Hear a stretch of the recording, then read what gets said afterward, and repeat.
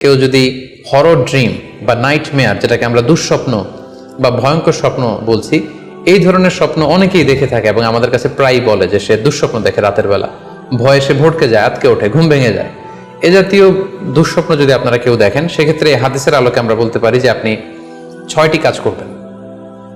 1 নম্বর হচ্ছে আপনি বাম দিকে 3বার থুতু ফেলবেন। 2 নম্বর হচ্ছে 3বার আপনি তাআউজ পড়বেন, অর্থাৎ আপনি পড়তে পারেন আউযু বিল্লাহি মিনাশ শাইতানির রাজিম, অর্থাৎ হে আল্লাহ, আমি বিতাড়িত শয়তানের ব্যাপারে আপনার কাছে পানাহ চাচ্ছি। অথবা আপনি পড়তে পারেন আউযু বিল্লাহি মিন শাররিহা, হে আল্লাহ, আমি এই শয়তানের অকল্যাণকর বা যে এভিল সাইড আছে, খারাপ দিক আছে, এই ব্যাপারে আমি আপনার কাছে পানাহ চাচ্ছি। 3বার আপনি এটা পড়বেন।